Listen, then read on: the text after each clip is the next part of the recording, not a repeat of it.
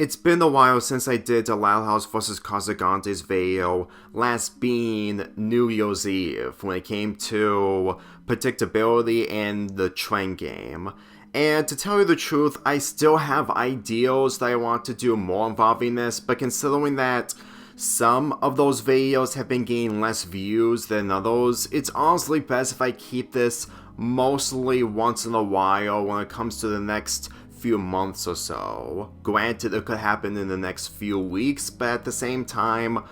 like every other video, this would be mostly once in a while when it comes to Wednesday videos. We're gonna be comparing Friend or Faux and Never Friending Story. Well, both episodes centers around the main character trying to find a friend despite the motivations being different. Mainly Lisa trying to get an A+, while Bobby just wants to have a friend since that he doesn't have the same friends back at Royal Woods, and the friends that he calls to is mainly his family. With this being the second time that I'm talking about Lisa in these types of videos, the first being her competition with Sid in the robot episode that I compared to the cooking episode, this episode has aged mistreatedly, mainly of how the later seasons of the Loud Tales has portrayed Lisa's character. Mostly different, but that's mainly her relationship with her robot Todd. Yeah, I went there. Because, to tell you the truth, for how that this episode was one of the most underrated in Season 2, where it's improving its Loud Sister characters, then all I can think of is that what Lisa went through in the later seasons, they couldn't even bother to give her more other than just going on adventures when it comes to sci-fi material. Because, as far as I'm concerned, whenever I think about Lisa and sci-fi material, it really makes me feel like that she is Jimmy Neutron, but at the same time, she is basically not trying a lot in order to make her own episodes unique in comparison to her older episodes. Even though that the newest seasons involving Lisa is supposed to be a different kind of uniqueness when it comes to sci-fi elements, it would have worked better if they actually carry her development from this episode. But before we get into that, let's get into the Casagrandes episode. This episode really showcased that Bobby is growing adjustment towards his new environment, same thing as Ryan, by finding a new friend since that his old friends are from Royal Woods. And to tell you the truth, just seeing his development in the first half of the episode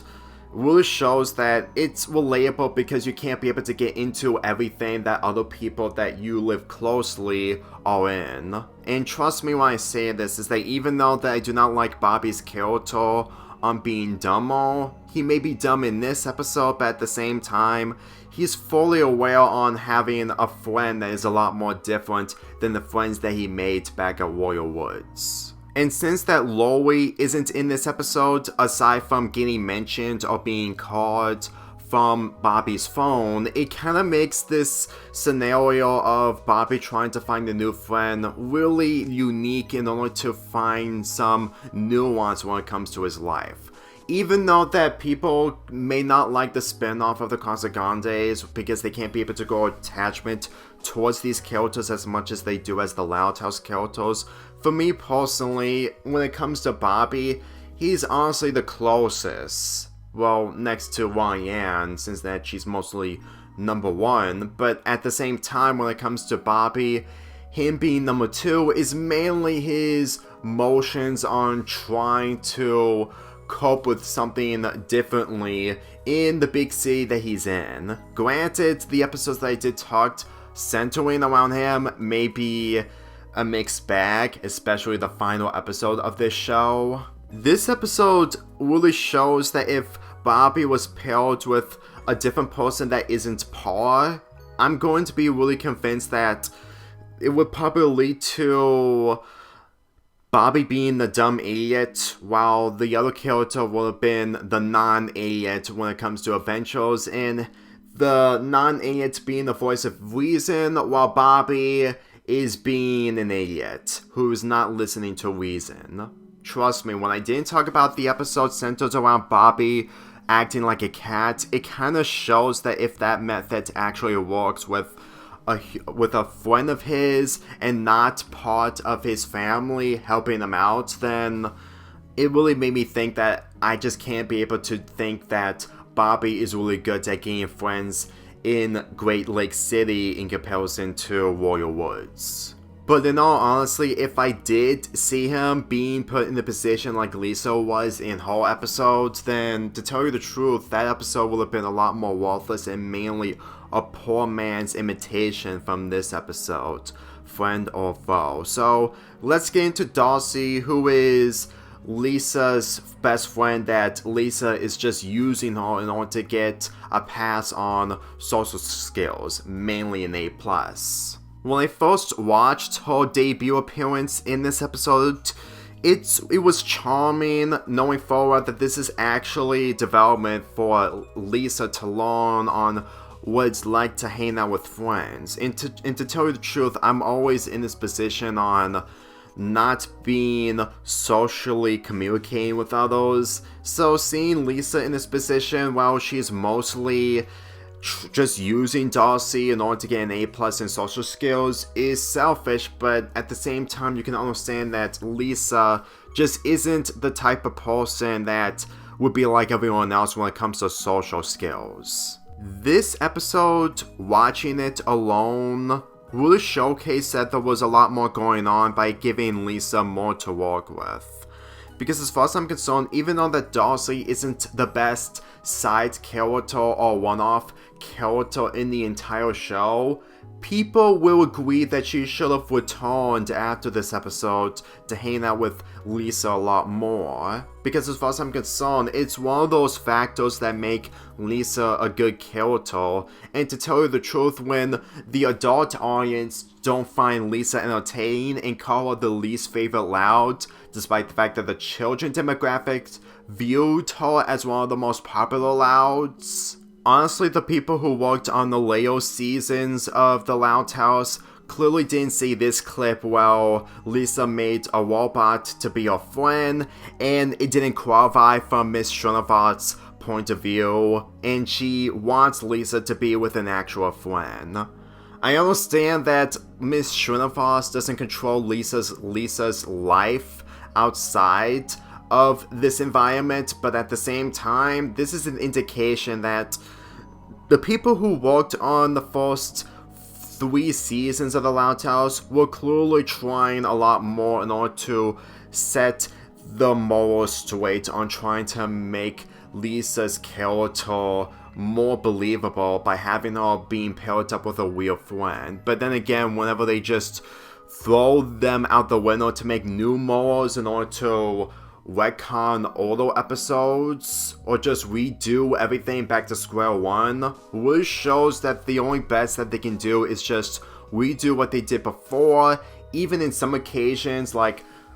Lenny gain her driver's license again. But when it comes to doing these types of methods again and again, it doesn't work. In fact, it really makes me believe that the people who have been bashing on the later seasons when it comes to the frustration were really expecting more when it comes to anything but bad. Which brings me back to the Casagrandes episode where Paul becomes Bobby's friend. And to tell you the truth, with him returning more times and having more screen time than Darcy, kind of shows that they only have Paul return, mainly the fact that it's something that Bobby can work with if he's not carrying the episodes on his own. Granted, he ended up doing so in the final episode, but that's besides the point. In my opinion, I don't like him, but at the same time I don't hate him. The problem I have with him is that my statement about Bobby having a normal friend who is smarter than him, they literally try a lot to make Paul a lot more different, but also over the top and crazy when it comes to the stuff that he does. I mean, the stunts that he did is chaotic when it comes to extreme sports, and what they ended up doing in the subway. But believe me, I really feel like that they're really trying to make Bobby go through so many changes in order to showcase that they just wanted to have him suffer for comedic effect. Granted, it's not on the same levels as Lincoln suffering, but to tell you the truth, how would I understand of him being over his head while he's literally not thinking smartly of how he made smart decisions in previous episodes from the original? That just really makes me question on the fact that when he's so over his head on doing extreme stunts, even though that the person himself isn't the antagonist,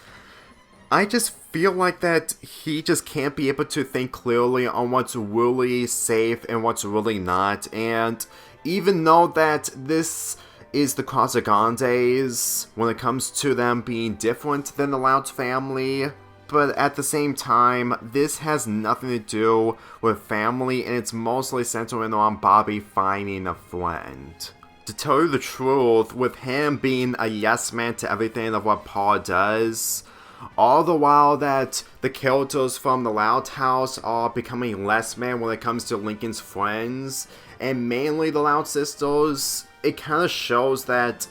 Bobby just isn't alone, but it really makes me feel like that he is the least of the problems of being a less man in comparison to the other characters. Trust me when I say this, when people are becoming the less man from this show and from the Loud House, all I can think of is that they clearly don't know how to make the characters intelligent enough to think for themselves, all the while realizing that the value that they're trying to get has a lot of setbacks. And the huge setback of them all is Paul going through so many activities that are dangerous to Bobby. Which is what the Loud House is superior over the Casagrandes, but it's mainly the fact that the later seasons of the Loud House devalues of what makes this episode good. Because Darcy, even though that she is way longer than Paul, still values something when it comes to Lisa's character, and with her being extremely depressed on the fact that Lisa no longer wants to be friends with her, and she's only using her, is what a friend would feel at Darcy's age. If you ask me, those elements really make Darcy memorable, because it really factors Lisa's development on knowing what's really important on having a friend. Because to tell you the truth, if you see one of the other characters' friends breaking up in a scenario, it would have been a lot more physical than this, but at the same time, they don't have the same heart as Darcy's. Okay, granted, the characters do have hearts in their own ways, mainly Lenny being the heart of gold and Loie being emotionally depressed when it comes to her getting dumped by Bobby in Save the Date, but at the same time, my point of view is mainly that Darcy's heart is mainly in the way for Lisa to witness, and even though I'm fully aware that Lisa cried in the Christmas episode 11 Louds of Leaping before this episode still values Lisa's character when Darcy gave her a friendship bracelet. Trust me when I say this is an indication that this dynamic between Lisa and Darcy would work for future episodes. To the point that I would probably think that Darcy would have been in company with Lisa in the later episodes, despite the chaotic nature of what Lisa goes through, because I would easily accept those types of elements if they actually carry on elements that actually worked out in previous seasons. The only elements that I would think onto why they abandoned Darcy's character and only giving her a few cameos is mainly Lisa's relationship with Todd, but the more I think about it, it really feels like that Lisa's relationship with Lily really makes sense, because Lily somewhat behaves like Darcy in some of the capacity other than being really learned, and even though that the episodes where she speaks in season 6 through 7, where it indicates that she is different than Darcy,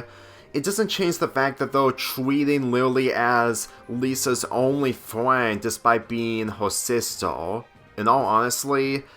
it wouldn't change the fact that there was a missed opportunity by having Darcy meet Lily for the first time while going on Lisa's adventures. What drags this episode down is literally the same issue what every other Loud Tales episode has, mainly Luann and Lucy's episode in Season 3, where it devalues of what they accomplished, and it doesn't mean much as we get more episodes later on where we don't get to see returning characters or improving character arcs. As far as I'm concerned, these elements really affect of how much that this episode just isn't as good as it used to be once you watch more episodes of the later seasons centering around Lisa. The only thing that never friending story got right over Friends or Faux is the fact that they actually kept Paul, but that's honestly the only insignificant accomplishment that this episode has over the Loud Tales episode.